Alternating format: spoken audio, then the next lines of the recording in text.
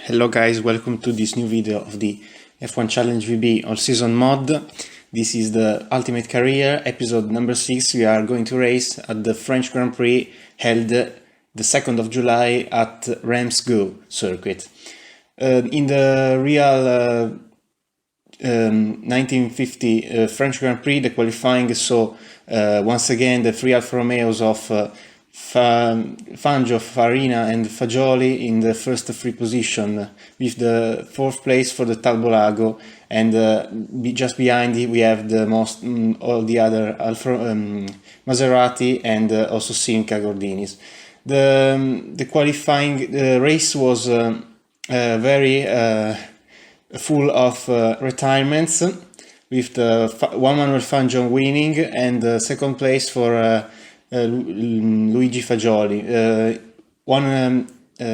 Nino Farina retired after 55 laps because of fuel pump problems. All the Maserati retired, and incredibly enough, the third place was conquered by Peter Whitehead with the Ferrari, and he started last for the race. He qualified P19. Fourth place is an incredible effort for the Simca Gordini of Robert Manzon, and the fifth place for the Talbolago that was shared, and so the two drivers got 1 point each.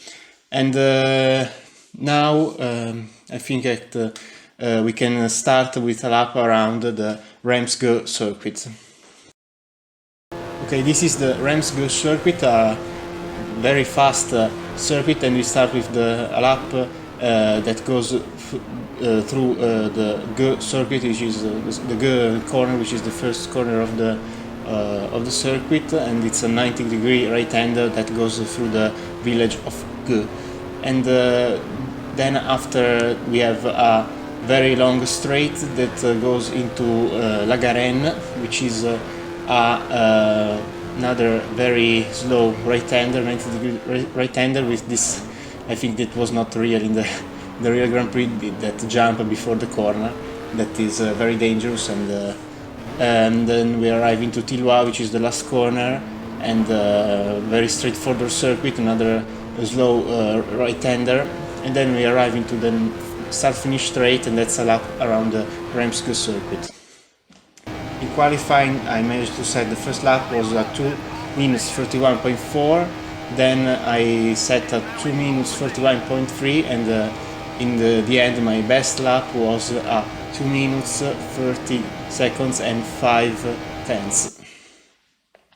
This is the starting grid with Juan Manuel Fangio first, Bonetto second, and continuing his very good form, and Nino Farina is in third position with Luigi Fagioli's teammate in fourth. Prince Biera with the Maserati starts from 5th place, and 6th was Louis Rosier. 7th place for the last Alfa Romeo of Greg Parnell, 8th place for Yves Giraud-Cabantou, 9th place for Alberto Ascari, and 10th is Eugène Chabot. 11th place for Philippe Tanceland, just in front of Raymond Sommer. Teodoro Serafino is 13th, and 14th is Joe Smith with the ERA, and he starts just in front of Louis Chiron with the Maserati. 16th place for the another Maserati of David Hampshire, and we have in 17th place the Robert Manzon with the Simca Gordini, and 18th place Bob Gerard with the other ERA. Peter Whitehead starts in 19th, like in the real race, and Harry Schell is 20th with the Cooper. And closing up with the grid, we have the two Altas of Joe Kelly and Jeffrey Crossley. Very disappointing qualifying for the two British cars. Now we are at the start of the race. The starting grid is very crowded in this Grand Prix, and we are off, and it's a hectic start as always, with the cars very bunched up at the start, and now we accelerate and we go through the first corners and the first kink that goes it's a king right-hander. It's very fast, and we are just behind Reims in 12th place. We managed to overtake him down the straight with our better top speed, and we are in P11 for now. We are approaching the left king that proceeds the Gueux corner. Here is the corner, and we overtake Shabu, and we are attacking also Alberto Ascari.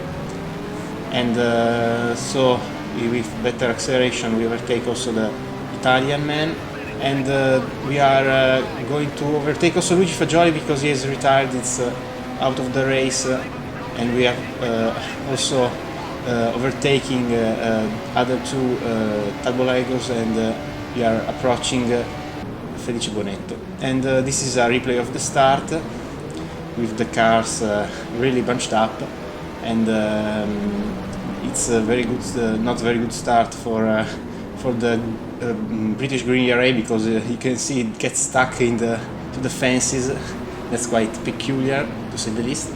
And then it's a pretty okay start. Nothing happened, and so that's quite unheard of in this career, because always something happens in the first corner, and that's a Ferrari crashing into an invisible wall. And this is the replay of Fagioli retiring, and he crashed into the Maserati of Bonetto, and he's out of the race. We are in P6 at the end of the first lap, 5 seconds from Felice Bonetto. This is in the end of second lap, and Prince Bira and Felice Bonetto have crashed, and so we get a very good opportunity to jump up into 4th place. And this is, let's see, Prince Bira crashing into his teammate, the Italian Felice Bonetto, and it's a retirement for the tied run. Here's Bonetto overtaking us with the better speed that he has, and so we have to concede the position, and that's the end of lap 3, and there's Bonetto that goes wide again, I mean that goes into the grass, and we overtake him very easily. So that's the replay of Bonetto that makes another mistake. He lost it under acceleration or during the corner, and so he lost a lot of time and position. And then we arrive into the 4th lap, and Bonetto is again back at us with his very fast Maserati, and he overtakes us, but then makes another mistake and goes into the wall. Now we arrive into lap 5, and we are approaching this 90-degree corner, La Garenne, and we how can I say, we passed the corner, and we crashed into the A-bales, and we arrive too long, and we try to stay on the track and regain the position, but fortunately you can see the car is quite unsettled, because probably something happened during the crash, and now we pull out of the Grand Prix. Unfortunately, that seems to be a retirement for John Smith, and it's probably the first retirement of his career, and everyone has retired in this season at least one time at this point. So that's a shame. That's unfortunate. Now maybe we can see also what kind of damage he got, and you can see the rear tire is already completely damaged, and the suspension, I mean. And this is Felice Bonetto again. He's always Felice Bonetto, and crashes into the post and retires. And now we arrive at the end of the race, because it's Juan Manuel Fangio winning the race, and at this point he wins mathematically the World Championship. So congratulations to Juan Manuel Fangio. This is the classifying result, with Juan Manuel Fangio in first place, second is Nino Farina, and third is Rick Parnell. So it's another Alfa Romeo, complete Alfa Romeo podium. Fourth is Louis Chiron, and fifth is David Hampshire with the Maserati, so they got good points, especially considering the retirements that happened. 6th position from R.06 with the Cooper, and 1 lap behind is Bob Gerard, and so he gets a finishing result, and yeah, I think I thought he retired at the start of the race, but apparently he's still here. Okay, and this is the Drivers' Championship, and at this point, Juan Fangio has won the championship. There's no one that can beat him at this point, and the second place for Nino Farina, and the third is Rudy Fagioli, fourth John Smith, and fifth is Rick Parnell, and there's a very good fight to the end for the second place, at least, with these 4 drivers, the 3 Alphas and 1 ERA for a second place at Monza. The 3 cars haven't even finished the race, and are Jean Chabot and the 2 Altas of Joe Kelly and Jeff Crosley. And now that's the Constructors' Championship, and Alfa Romeo won this one as well, unofficial, of course, Constructor Championship.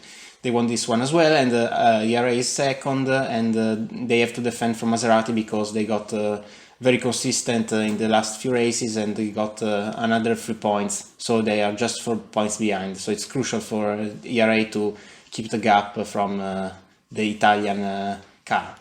And that's it for today. I think that's the next race will be at Monza, it will be, of course, the last race of the season, and Monza will be probably a good race for us because we have a good high speed, so maybe we can do better there. And that's it for today, and thank you for watching, and see you next time. Bye.